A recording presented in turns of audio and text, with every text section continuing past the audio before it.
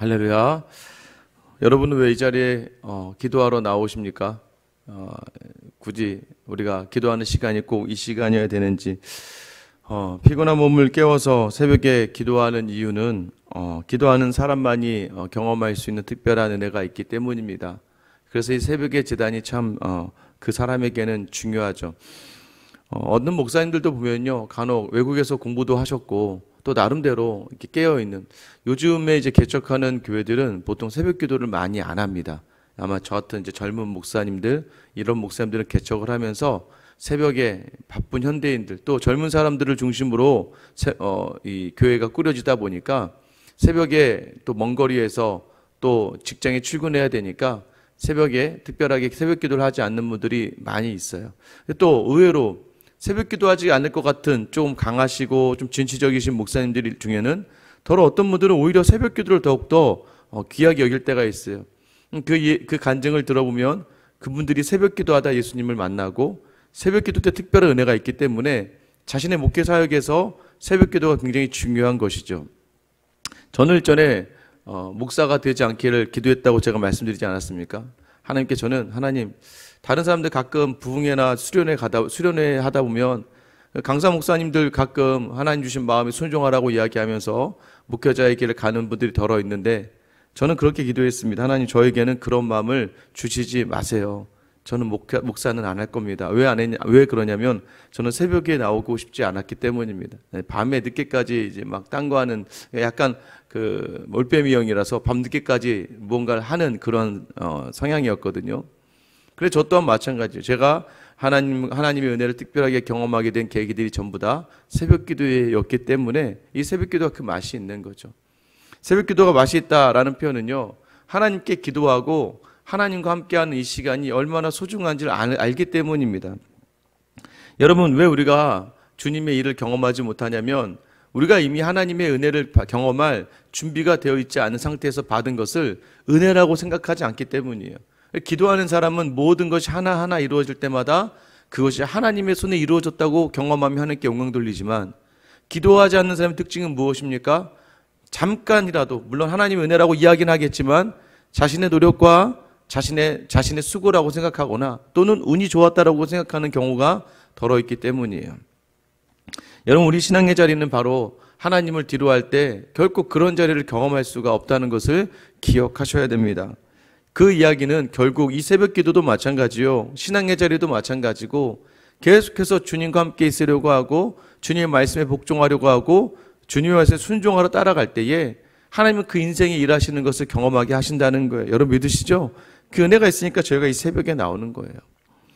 오늘 본문의 말씀은 다시 이제 가나안 전쟁으로 돌아갑니다. 여호수아가 계속해서 이제 승리하며 나아가는 하나하나의 가나안 중부 지역을 지금 연합군과 전쟁에서 이겼고, 이제 중부 지역 한 나라 한 나라를 치고 남부 지역으로 내려가는 자리예요.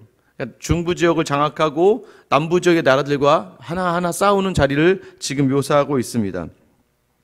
어제 막게다 굴에서 다섯 왕을 죽인 그 막게다라는 지역이었죠. 28절, 그날에 여호수아가 막게다를 취하고 칼날로 그 성읍과 왕을 쳐서 그 성읍과 그 중에 있는 모든 사람을 진멸하여 바치고 한 사람도 남기지 아니하였으니 막게다 왕에게 한 것 같이 여리고 왕에게 한 것과 같았더라.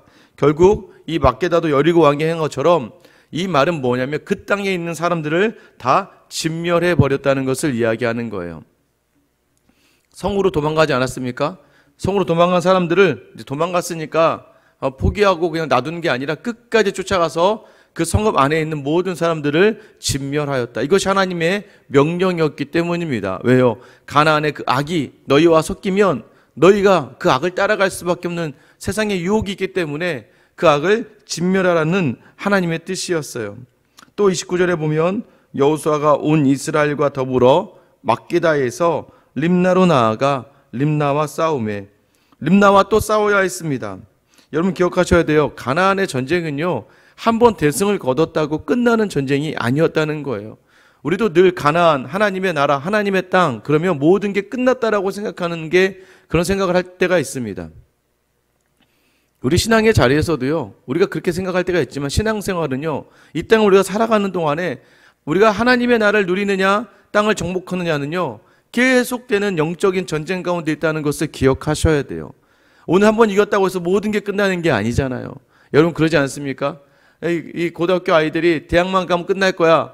대학을 가면 더 끝납니까? 요즘은 대학을 가면 대학에 더 공부 열심히 해요, 애들이. 직장을 취업을 해야 되니까. 취업의 문이 많지 않으니까. 좀 또 공부 열심히 해서 취업을 하면 야 이제 끝났나? 잠시 하나님께 감사하고 좋을 수 있습니다만은 직장 안에서의 생활이 고달파요. 또 하나는 무엇입니까? 이제 직장 생활 좀 하다 보면서 이제 결혼을 해야 되잖아요. 결혼만 하면 끝날 것 같은데 그렇지 않잖아요. 또 아이를 낳으면 끝날 것 같지만 그게 시작이죠. 여러분 인생의 모든 자리가요 끝이 없는 거예요. 계속해서 새로운 자리에 맞닥뜨리게 되고 또 새로운 경험이 있게 되는 것처럼 신앙도 마찬가지예요.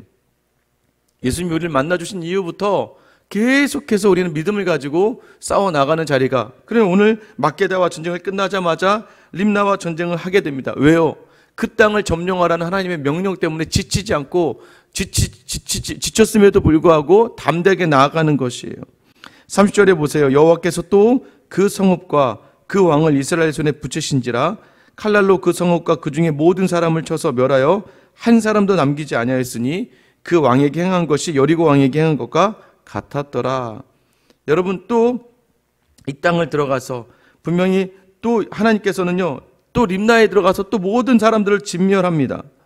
여러분 이 패턴이 있어요. 31절 32절 우리 같이 한번 읽어볼게요. 같이 읽겠습니다. 시작.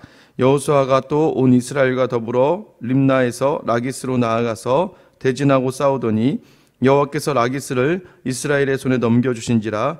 이튿날에 그 성읍을 점령하고 칼날로 그것과 그 안에 모든 사람을 쳐서 멸하였으니 림나에 행한 것과 같았더라. 여러분 지금 29절 30절 31절 32절에서 어떤 식의 패턴이 반복되고 있습니까? 31절에 먼저 여호수아가 나아가서 대진하고 싸우면 32절 어떻게 시작해요? 여호와께서 그 땅을 이스라엘 손에 넘겨주신지라. 여러분 여호수아가 일단 믿음으로 담대하게 나아가 싸워야 하나님이 그 여호수아를 통해서 일하실 수 있는 거예요.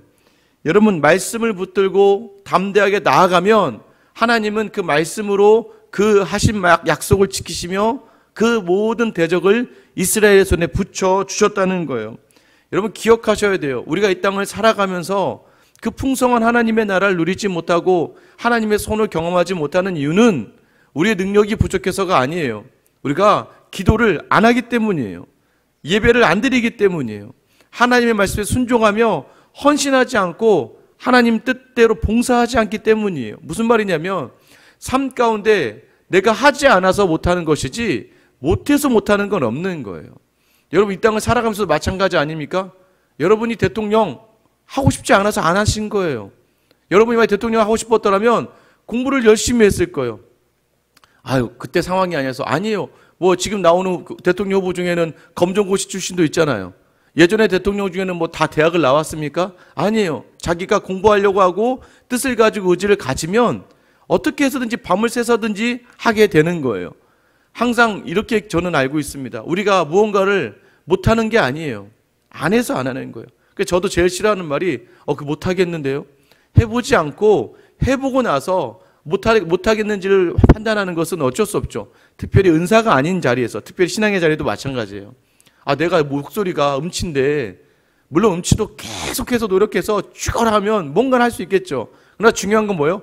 그게 그렇게까지 할 정도로 자신에게 주신 은사가 아니라고 한다면 다른 은사가 개발되어지고 섬길 수 있는 길은 많이 있다는 것이죠. 여러분 우리가 신앙생활 하면서도 마찬가지예요. 어떤 사람들은 하나님의 은혜를 누린대요. 하나님이 함께 하심을 느낀대요. 여러분 물론 그 사람들 중에는 간혹 물론 이제 하나님 특별한 은혜로 더하시는 분도 있겠지만 어떤 사람들은요 정말 말씀 붙들고 정말 끝까지 나아가서 경험하는 은혜가 있는 거예요. 그래서 기억하셔야 돼요. 신앙생활은요 우리가 주님이 원하신 자리에 서지 않으면 결코 주님이 주시는 평안과 기쁨과 만족과 그 풍성함을 누릴 수 없다는 것을 기억하셔야 돼요. 그런데 우리는 어떻습니까? 33절에 보시면 게셀왕 호람이요 라기스를 도우려고 나옵니다. 라기스와 전쟁을 하고 있었는데 게셀이라는 나라가 도우려고 나와요. 이 얘기는 뭔지 아세요? 세상이랑 똑같은 생각 무엇입니까? 세상에 물질적인 게 더해지면 되겠지라고 생각하는 우리의 생각과 마찬가지라는 거예요. 세상은요 그렇게 한 명 더하기 한 명, 한 사람과 싸울 땐 두 명이 이기면 이길 것 같고 한 사람과 싸울 때 네 명이 싸우면 이길 것 같다고 하는 수적인 개념, 물질적인 개념. 그러니까 우리는 교회를 섬기면서도 그래요. 교회를 섬기면서도 내가 좀 경제적인 여유가 있으면 그때 좀 섬기면 좋을 것 같고, 내게 시간적인 여유가 있으면 그때 좀 섬길 수 있을 것 같고, 내게 상황적인 여유가 있으면 그때 좀 섬길 수 있을 것 같고, 여러분 그러면요 절대 하나님의 은혜를 맛볼 수가 없는 거예요. 왜 이전에 70년대, 80년대, 90년대 깐난 아기를 등에 업고 교회 나와서 아이가 뒤에 우는, 여러분 그래서 예전 이렇게 부흥회 테이프 같은 거 들어보세요. 막 목사님 설교 뒤에서 응애 하고 막 떠들고 어쩔 수 없습니다. 그래도 은혜 받겠다고 나와서 그 자리에서 이 아이를 끌어안고 울면서, 뒤에 아이는 막 이제 잠들어서 엄마 등에 막 이제 잠들어서 막 왔다 갔다 하고 있는데도 그 애를 눕혀가면서도 끝까지 기도하고 있는 것이 예전의 부모님들이었어요. 예전에 믿음의 선배들이었다고요. 상황 탓하지 않았어요. 아침부터 남의 집 가서 식모 일하고 남의 집 일하면서도 밤에는 꼭 교회 와서 이 교회당에 앉아서 예배하고 찬양하고 혼자 방바닥을 두들기며 기도했던 믿음의 선배들이 있었기 때문에 막노동을 뛰고 열심히 수고하면서도 꼭 새벽기도 나오고 또 금요일마다 철에 나와서 밤새 기도했던 그 간절함으로 하나님께 나아갔기 때문에 하나님은요 그런 사람을 향해서 어떻게 복을 주시지 않을 수 있겠습니까? 내 모든 일에 최선을 다하되 하나님께 내어 맡기는 그 자리, 여러분 성도는요 믿음을 붙드는 자리를 놓치면 이길 수가 없는 거예요.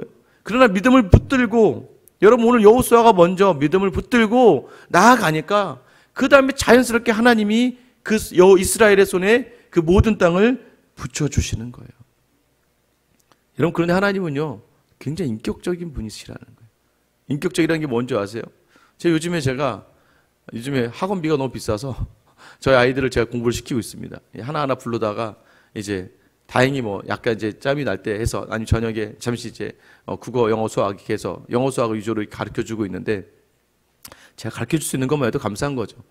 그런데요 아무리 가르쳐 줘도요 그 아이가 그 단어 외우지 않으면, 그 아이가 그 문제 풀어보지 않으면 그 늘 수가 없는 거예요.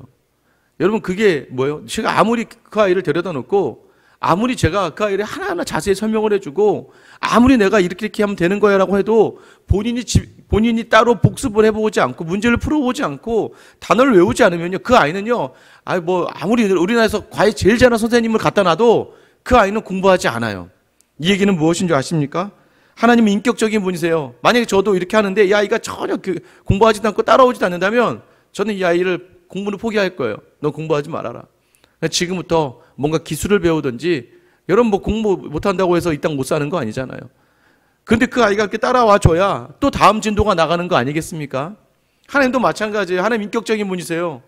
하나님 하나님은 은혜 주시기를 원하시는 분이세요. 믿으십니까? 하나님 우리에게 복 주시기를 원하시는 분이세요. 은혜 주시고 복 주시기를 원하는데 내가 정작 복 받을 생각이 없고 은혜 받을 생각이 없다면 여러분 그 자리가 무슨 의미가 있겠습니까? 내가 정작 하나님을 향하여서 전심으로 서 있을 그런 의지가 없으면 왜요? 그건 복이 안 되고 저주가 될 수 있거든요. 믿음의 그릇으로 준비가 안 됐는데 하나님 복을 내어주시는 자리가요 오히려 그 사람의 모든 자리를 망하게 할 수 있어요. 여러분 하나님이요 그래서 늘 우리에게 말씀하시는 게 무엇입니까? 순종함의 자리. 여러분 순종함을 방해하는 자리가 무엇이에요? 여러분 그 순종함을 방해하는 죄의 자리가 무엇입니까? 여전히 끊어내지 못하고 있는, 여전히 놔두고 있는, 여러분 이스라엘 백성이 이 가나안을 진멸하는 동안에는 지금은 우리 너무나 행복한 본문을 보고 있는 거예요. 너무 행복하지 않습니까? 나가는 곳마다 이기더라. 하나님이 함께 하시더라. 여러분 그들이 두렵지 않았습니까? 아니요, 두려웠다니까요. 1장부터 10장까지 오는 동안에 계속해서 두려움 가운데 있었단 말이에요. 하나 해결하고 나면 더 큰 적이 오고, 저걸 해결하고 더 큰 적이 오고, 그러고 나서 또 문제가 생기고, 공동체에도 여러 상처가 남고 상흔이 남아요. 그럼에도 불구하고 믿음 붙들고 나아간 그 자리에서 이스라엘이 승리하게 되는 거예요. 여러분 은혜 맛보고 싶으면 그 은혜에 내 몸을 던져야죠. 하나님이 나와 함께 하시기를 원하면 그 하나님 붙들고 담대히 나아가야죠. 여러분 그런 자세와 신앙, 하나님을 신뢰하지 못하는 거예요. 제가 얘기했죠. 믿음은 무엇이라고 했습니까? 믿음은 믿다라는 의미도 있지만 내어 맡기다라는 의미도 있다고 그랬잖아요. 믿을 신자에, 그게 신자에 담겨져 있는 의미예요. 믿음이라는 건 하나님을 믿는 것을 넘어서서 내 삶을 내어 맡기는 것이에요.